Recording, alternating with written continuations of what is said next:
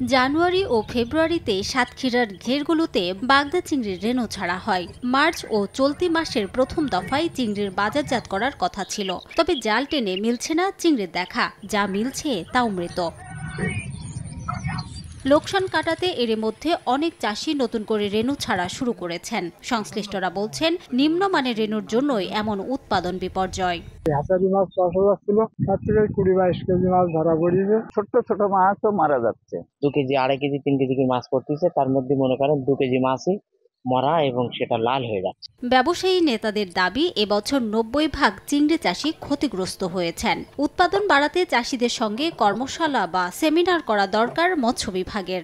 এমন ক্ষতি হয়েছে যে মোটে মাছই পাচ্ছে না, যার জন্য আমাদের উচিত হবে পরিকল্পিত উপায়ে চাষিদের ডেকে একটি দিক নির্দেশনামূলক আলোচনা করলে, সেমিনারের ব্যবস্থা করলে আমরা উপকৃত হব। যদিও মৎস্য বিভাগ বলছে, ঘেরের গভীরতা বাড়ানোর সঙ্গে মানসম্মত চিংড়ি রেণু সরবরাহের জন্য হ্যাচারি মালিকদের নির্দেশ দেওয়া হয়েছে। তাদেরকে মেসেজ দিয়েছি যে আপনারা আসলে কি আসলে পদ্ধতির এইটা অনুসরণ করেন, কারণ ঘেরের গভীরতা যদি না বাড়ান তাহলে এখন তাপমাত্রা বাড়ছে, কোনোভাবেই আর কোনো যদি দুর্বল থাকে তাহলে কোনোভাবেই সেখানে সে বাঁচবে না। মৎস্য বিভাগের তথ্য মতে এবছর সাতক্ষীরার 54,935টি ঘের থেকে 26,000 মেট্রিক টন বাগদা চিংড়ি উৎপাদনের লক্ষ্যমাত্রা নির্ধারণ করা হয়েছে। সময় সংবাদ, সাতক্ষীরা।